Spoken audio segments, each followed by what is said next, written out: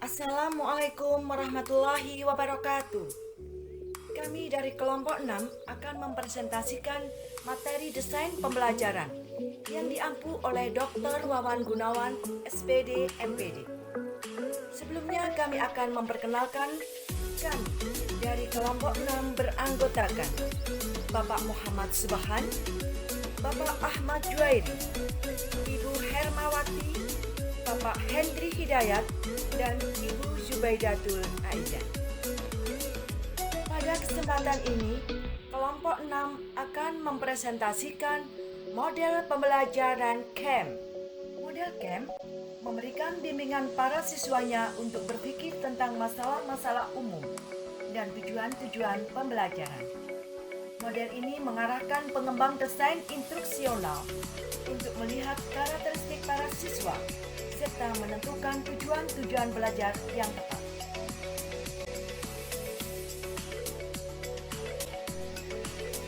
Tujuan model CAMP ini dirancang untuk menjawab pertanyaan pertama, apa?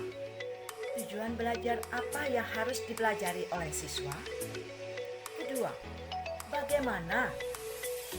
Prosedur dan sumber belajar.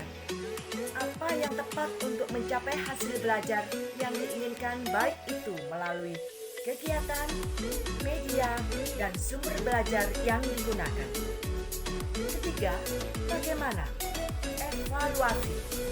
Bagaimana kita mengetahui hasil belajar yang diharapkan telah tercapai.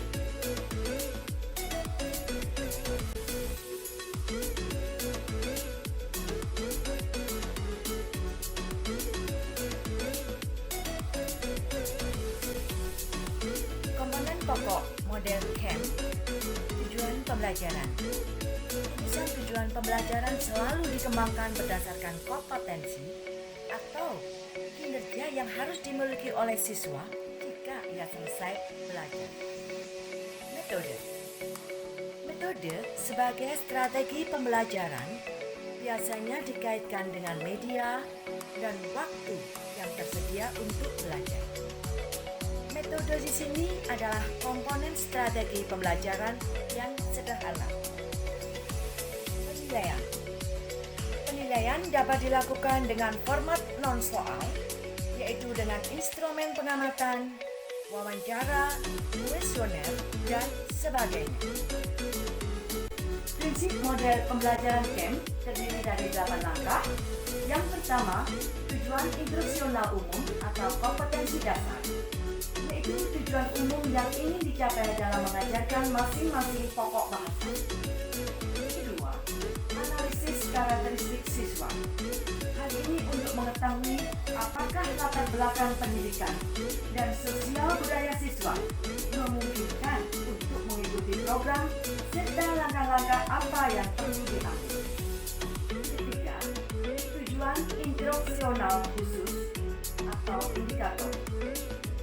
Menentukan tujuan instruksional secara spesifik, operasional, dan terukur.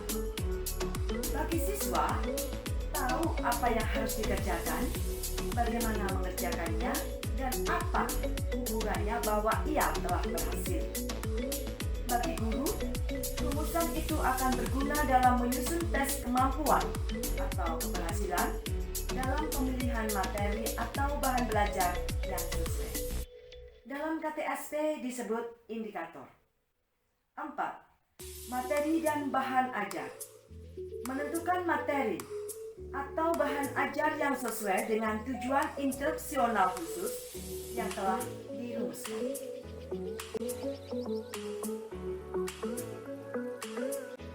6. Strategi, media, dan sumber belajar.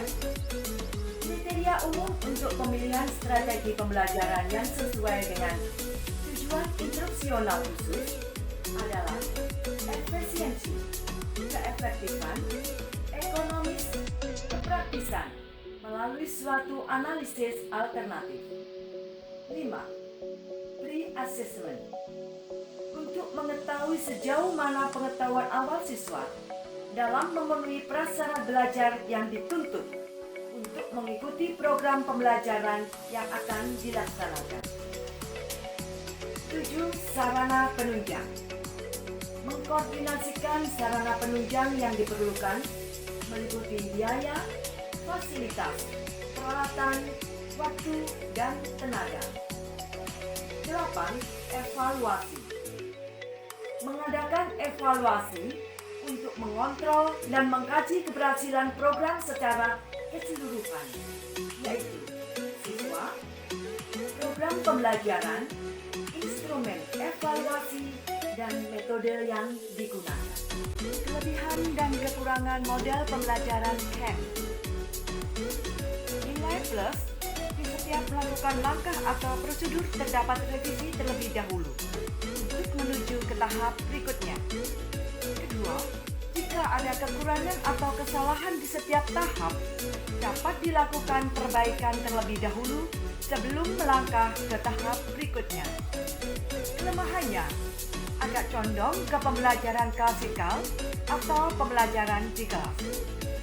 Peran guru di sini mempunyai pengaruh yang besar karena mereka dituntut dalam program pengajaran, instrumen evaluasi, dan strategi pengajaran.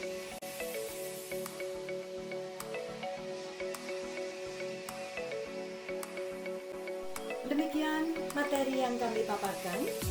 Ada kurangnya mohon maaf. Wassalamualaikum warahmatullahi wabarakatuh.